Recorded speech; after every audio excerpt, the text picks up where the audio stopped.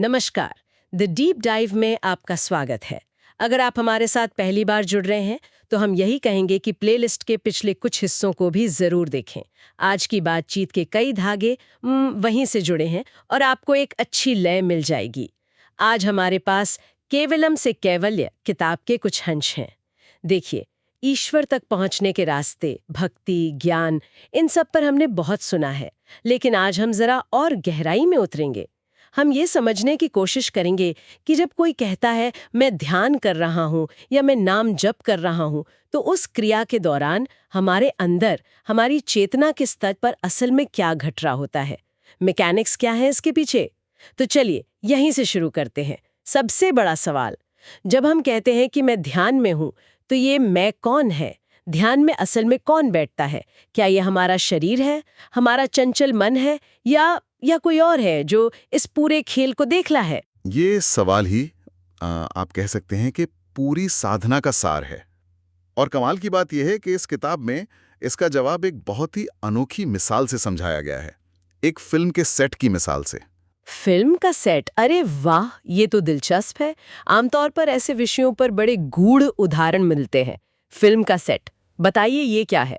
हाँ, इसे एक कहानी की तरह समझिए। कल्पना कीजिए कि एक फिल्म का सेट है। शुभम नाम का एक एक्टर है जिससे बस चुपचाप एक कुर्सी पर बैठने का रोल मिला है। लेकिन वो एक्टर बेचैन है। वो बार बार अपनी स्क्रिप्ट देख रहा है, कपड़ों को ठीक कर रहा है, सोच रहा है कि मेरा अगला सीन कब है। ये शुभम, ये एक्टर हमारा मन या जीवात्मा है, हमेशा कुछ ना कुछ करने की धुन में। समझ गई। मन जो कभी शांत बैठ ही नहीं सकता, हमेशा अगला ख्याल, अगली योजना। तो फिर इस सेट पे और कौन है? सेट पर एक डायरेक्टर भी है जिसका नाम है यश। वो शुभम को बार बार आके याद दिलाता है, कट कट, तुम्हारा काम सिर्फ शांति से स्क्रीन को देखना है, कुछ करना नहीं है, बस बैठो। ये डायरेक्टर यश हमारी बुद्धि है जो मन को निर्देश देती है, उसे सही रास्ते पर लाने की कोशिश करती है। अच्छा, तो एक्टर हुआ मन और डायरेक्टर हुई बुद्धि। तो फिर आत्मा कहाँ है इस कहानी में? यहीं पर सबसे सुंदर मोड़ आता है, जब एक्टर यानी मन डायरेक्टर यानी बुद्धि की बात मानकर पूरी तरह शांत हो जाता है, चुपचाप बैठ जाता है। तब एक तीसरी अवस्था आती है जिसे सिद्धि कहा गया है। इस अवस्था में ना एक्टर शुभम रहता है, ना डायरेक्टर। सेट पर केवल यश बचता है, और यही यश ही हमारी आत्मा है, जो किसी किरदार को नहीं देख रही, बल्कि अपनी ही शांति, अपने ही आनंद का अनुभव कर रही है। कमाल है, ये तो बहुत ही साफ तस्वीर बना देता है। मतलब ध्यान की पूरी प्रक्रिया इन तीन किरदारों का खेल है, मन, बुद्धि और आत्मा। हाँ, वही एक्टर, डायरेक्टर और अंत में जो बचता है वो असली में। बिल्कुल। अगर इसे तकनीकी भाषा में कहें तो किताब इसे 3 हिस्सों में बांटती है। कर्ता यानी द डूअर, वो हमारा मन है जो ध्यान करने की कोशिश करता है। विषय द सब्जेक्ट, वो हैं चित्त में उठने वाले विचार जिन पर मन का ध्यान भटकता है। और इन दोनों को देखने वाला, जो बिना हिले डुले सब देख रहा है, वो है दृष्टा, द ऑब्जर्वर, और वही आत्मा है। तो जब कोई कहता है मैं ध्यान में हूँ, तो वो असल में ये कह रहा है कि मैं यानी आत्मा अब मन और चित्त के शोर से हटकर अपनी असली डायरेक्टर वाली कुर्सी पर यानी साक्षी भाव में बैठ गया हूँ। एकदम सही पकड़ा आपने। सूत्र यही है, ध्यान मन के द्वारा शुरू होता है, पर आत्मा के द्वारा अनुभव किया जाता है। मन तो सिर्फ एक औजार है जिसे शांत करना है, असली घटना तो उसके बाद घटती है। आपने एक शब्द का इस्तेमाल किया, चित्त। मन और चित्त ये अक्सर एक साथ इस्तेमाल होते हैं, पर इनमें क्या कोई फर्क है? चित्त की क्या भूमिका है इस पूरे खेल में? ये बहुत महत्वपूर्ण सवाल है। चित्त को आप एक तरह का कॉस्मिक हार्ड ड्राइव या डेटाबेस समझिए। हमारे जन्मों जन्मों के संस्कार, हमारी हर याद, हर अनुभव, सब कुछ इसी चित्त में स्टोर है। ये एक एंटीना की तरह भी काम करता है। अच्छा, तो अगर मन प्रोसेसर है तो चित्त हार्ड ड्राइव है, और ध्यान का मकसद प्रोसेसर को शांत करना है ताकि वो बार बार हार्ड ड्राइव को एक्सेस ना करे। क्या मैं सही समझ रही हूँ? इससे बेहतर तरीके से नहीं समझाया जा सकता। बिल्कुल यही बात है। होता क्या है कि हमारा अशुद्ध मन, जो माया के प्रभाव में है, कोई विचार पैदा करता है, मान लीजिए क्रोध का। जैसे ही वो विचार उठता है, चित्त तुरंत उस हार्ड ड्राइव से क्रोध से जुड़ी सारी पुरानी फाइलें, पुरानी लड़ाइयां, पुराने अपमान सब निकालकर सामने रख देता है। मन उन फाइलों को देखकर और भड़क जाता है और हम कुछ कर बैठते हैं। और इसीलिए कहते हैं कि चित्त शुद्धि जरूरी है, ताकि उस हार्ड ड्राइव से वायरस वाली फाइलें डिलीट हो जाए। जी, ध्यान का मतलब ही है मन को ये यकीन दिलाना कि भाई तुम्हारी छुट्टी है, तुम आराम करो। जैसे ही मन छुट्टी पर जाता है, बुद्धि का जो कनेक्शन मन से बना हुआ था वो टूटकर आत्मा से जुड़ जाता है। बुद्धि का बैंडविड्थ एक ही है, वो या तो मन की सुन सकती है या आत्मा की। जब तक मन बोलता रहता है, बुद्धि बहरी रहती है। मन के शांत होते ही उसे आत्मा की आवाज सुनाई देने लगती है। ये चित्त को शुद्ध करने की बात बहुत गहरी है। तो इसका मतलब है कि ध्यान एक तरीका है मन को शांत करने का, लेकिन इस डेटाबेस में जो पुरानी फाइलें पड़ी हैं उन्हें साफ कैसे किया जाए, यहीं पर शायद नाम जप की बात आती है, जिसे किताब सिर्फ पूजा पाठ नहीं बल्कि एक तरह का विज्ञान बताती है। आप बिल्कुल सही जगह पहुंचे हैं। नाम जप को साउंड इंजीनियरिंग और कॉस्मिक वाइब्रेशंस का विज्ञान कहना, ये इसे एक बिल्कुल नया आयाम देता है। ये इसे किसी एक धर्म से निकालकर एक यूनिवर्सल टूल बना देता है। साउंड इंजीनियरिंग मतलब ध्वनि और फ्रीक्वेंसी का खेल, ये कैसे काम करता है? इसे ऐसे समझिए, आज विज्ञान भी मानता है कि हर चीज परमाणुओं से बनी है और हर परमाणु लगातार एक खास फ्रीक्वेंसी पर कंपन कर रहा है। हमारा शरीर, ये कमरा, ये पूरा ब्रह्मांड, सब कुछ वाइब्रेट कर रहा है। जब हम किसी सिद्ध नाम या मंत्र का, जिसमें दिव्य ऊर्जा समाहित है, बार बार उच्चारण करते हैं, तो हमारे शरीर की, हमारे चित्त की जो बिखरी हुई फ्रीक्वेंसी है, वो धीरे धीरे उस नाम की दिव्य फ्रीक्वेंसी के साथ सिंक होने लगती है, उससे मेल खाने लगती है। जैसे एक गिटार की तार को सही सुर में मिलाने के लिए हम एक ट्यूनिंग फॉर्क का इस्तेमाल करते हैं। हम तार को तब तक एडजस्ट करते हैं जब तक कि उसकी वाइब्रेशन फॉर्क की वाइब्रेशन से मैच ना हो जाए। क्या बात है, एकदम सटीक उदाहरण। नाम जप वही ट्यूनिंग फॉर्क है। किताब में एक और बड़ा देसी लेकिन मजेदार उदाहरण है। जैसे धोबी गंदे कपड़े को पत्थर पर पटक पटक कर साफ करता है, वैसे ही नाम का हर प्रहार चित्त पर जमी जन्मों की मैल को धो देता है। तो इसका मतलब ये हुआ कि जप के भी अलग अलग स्तर होते होंगे। ऐसा नहीं है कि बस बोलना शुरू कर दिया, इसकी भी कोई तकनीक होगी। हाँ, इसकी यात्रा हमेशा बाहर से भीतर की ओर होती है। किताब में इसकी 3 श्रेणियां बताई गई हैं। पहली है वैखरी, यानी जोर जोर से बोलकर जप करना। ये शुरुआती अवस्था है। अच्छा, ये इसलिए ताकि हमारा मन जो 10 दिशाओं में भाग रहा है वो कम से कम अपनी ही आवाज पर टिक जाए। कानों को एक काम मिल जाता है और मन को भटकने का मौका कम मिलता है। बिल्कुल, ये फोकस बनाने के लिए है। जब इसमें मन सधने लगे तो दूसरा स्तर आता है उपांशु। इसमें होंठ और जीभ हिलते हैं पर आवाज सिर्फ हमें सुनाई देती है, फुसफुसाहट की तरह। ये और गहरा स्तर है। और तीसरा सबसे शक्तिशाली स्तर है मानस। इसमें ना होंठ हिलते हैं ना जीभ। जब सीधे मन में विचारों के स्तर पर चलता है, यहां नाम सीधे आत्मा से जुड़ जाता है। और मैंने अजपा जप के बारे में भी पढ़ा है। वो क्या अवस्था है? सुनने में बड़ा रहस्यमयी लगता है। अजपा जप वो मंजिल है जहां जप को करना नहीं पड़ता, वो होने लगता है। जब आप मानस जप का इतना अभ्यास कर लेते हैं कि वो नाम आपके अवचेतन मन में, आपकी सांसों में उतर जाता है, तो फिर आप चाहे ऑफिस का काम कर रहे हो या सब्जी खरीद रहे हो, भीतर एक बैकग्राउंड म्यूजिक की तरह वो नाम अपने आप चलता रहता है। मतलब वो आपकी ऑपरेटिंग सिस्टम का हिस्सा बन जाता है। जी।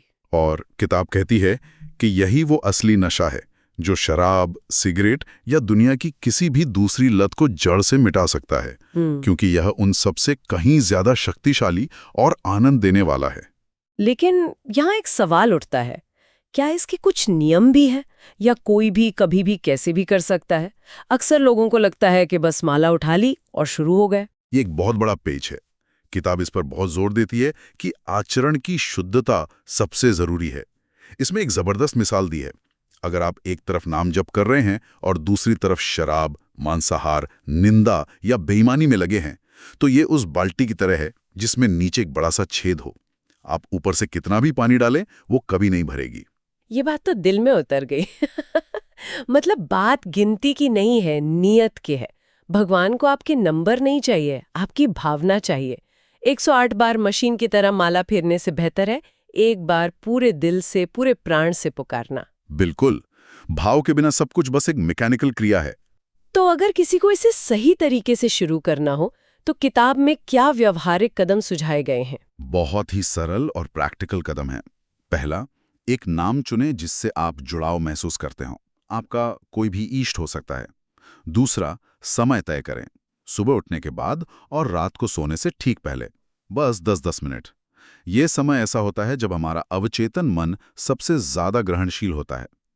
तीसरा, अपनी सांस के साथ नाम को जोड़ दें। जैसे सांस अंदर जाए तो नाम का आधा हिस्सा, बाहर आए तो आधा। इससे ध्यान भी लगेगा और प्राणायाम भी हो जाएगा। और सबसे जरूरी चौथा कदम, समर्पण। जब के बाद ये भाव जरूर लाएं कि प्रभु, ये मैंने नहीं किया, आप नहीं करवाया, ये आपका ही है और आपको ही अर्पण है। इससे आध्यात्मिक अहंकार नहीं आता, जो सबसे बड़ा खतरा है। चलिए अब एक ऐसे विषय पर आते हैं जिस पर अक्सर बहस होती है, लोगों में बहुत मतभेद दिखता है। शिव और विष्णु, या कहें कि ईश्वर का कोई भी रूप, वो साकार है या निराकार, उनका कोई फॉर्म है या वो फॉर्मलेस है? किताब के अनुसार इसका सीधा जवाब है, वो दोनों हैं। ये सवाल ही हमारी सीमित समझ से पैदा होता है। इसे ऐसे देखें, पानी पानी का निराकार रूप भाप है, जो हर जगह मौजूद है पर दिखती नहीं। और उसी का साकार रूप बर्फ है, जिसका एक आकार है, जिसे आप छू सकते हैं, देख सकते हैं दोनों एक ही चीज, H2O। वाह, तो शिव और विष्णु के मामले में ये कैसे लागू होता है? शिव का जो परम निराकार रूप है, वो शिव तत्व है, एक ऊर्जा, एक चेतना जो कण कण में है। शिवलिंग उसी निराकार रूप का प्रतीक है, एक अंडाकार रूप जिसका न कोई शुरुआत है न कोई अंत। और उनका साकार रूप हम सब जानते हैं, कैलाश पर बैठे महादेव, गले में सर्प, हाथ में त्रिशूल, जो भक्तों पर करुणा करने के लिए रूप धरते हैं। और विष्णु के बारे में भी यही बात है? हाँ, बिल्कुल। विष्णु का निराकार रूप पर ब्रह्म है, जो हर जगह व्याप्त है, जिसे अंतर्यामी कहा गया है। और उनका साकार रूप है वैकुंठ में शेषनाग पर लेटे चतुर्भुज नारायण, या फिर राम और कृष्ण जैसे अवतार, जो धर्म की स्थापना के लिए धरती पर आते हैं। तो ये पूरी तरह से भक्त पर निर्भर करता है कि वो भाप से जुड़ना चाहता है या बर्फ से। रास्ता कोई भी हो, मंजिल वही H2O है। शिव के रूप की बात चली रही है तो एक और दिलचस्प चीज पर आते हैं जिसका किताब में जिक्र है। शिवलिंग पर या शिव भक्तों के माथे पर लगने वाला त्रिपुंड, वो जो भस्म की 3 आड़ी रेखाएं होती हैं, उनका क्या मतलब है? वो सिर्फ एक निशान तो नहीं होगा ना? नहीं, बिल्कुल नहीं। उसका बहुत गहरा आध्यात्मिक और प्रतीकात्मक अर्थ है। हर रेखा एक संदेश है। सबसे पहला और गहरा मतलब है त्रिगुणों पर विजय। ये 3 गुण हैं, सत्व मतलब पवित्रता, रज मतलब क्रियाशीलता, और तम यानी जड़ता, जिनसे पूरी सृष्टि बंधी है। त्रिपुंड ये दिखाता है कि महादेव इन तीनों गुणों से परे हैं, वो गुणातीत हैं। मतलब ये तीनों गुण उन पर असर नहीं करते? और कोई मतलब? हाँ, कई हैं। शिव पुराण के अनुसार ये त्रिदेवों का भी प्रतीक हैं, ब्रह्मा, विष्णु, महेश। साथ ही ये तीनों लोकों, भू, भुव, स्वः, और 3 प्रकार की अग्नियों का भी प्रतीक हैं। कुछ लोग इसे जीवन के 3 चरणों का भी प्रतीक मानते हैं, भूत, वर्तमान और भविष्य।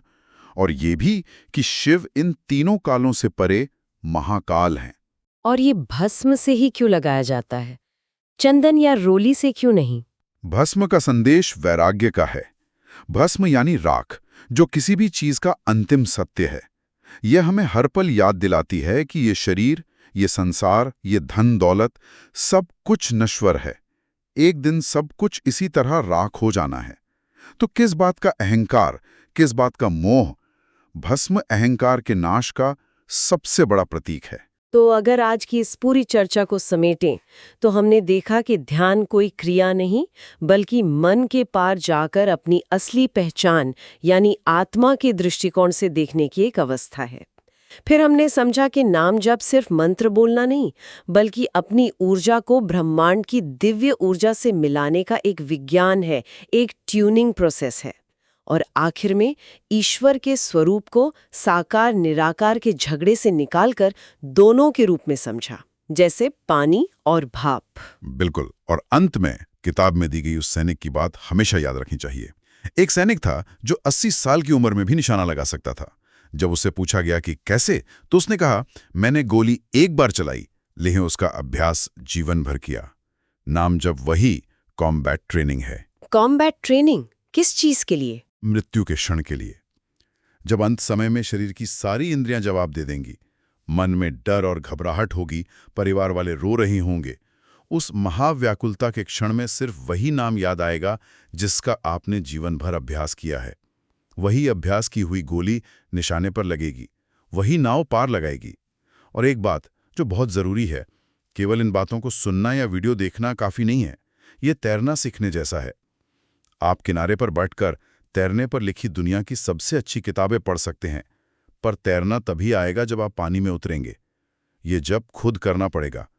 भले ही दिन में एक माला से, एक बार से शुरुआत करें, पर करें ज़रूर। आज की इस गहरी बातचीत को ख़त्म करने से पहले एक विचार सबके मन में छोड़कर जाते हैं। हमने सुना कि जप और ध्यान चित्त रूपी हार्ड ड्राइव को शुद्ध करते हैं, उसमें से वायरस हटाते हैं। अगर ये सच है, तो आज हमारे अपने व्यक्तिगत डेटाबेस में, हमारे चित्त में ऐसा कौन सा एक विचार, एक पुरानी चोट या एक मैल है जिसे हम किसी बड़े अनुष्ठान का इंतजार किए बिना सिर्फ आज रात एक गहरी सांस या एक बार सच्चे मन से लिए गए नाम से साफ करने की शुरुआत कर सकते हैं? सोचेगा जरूर।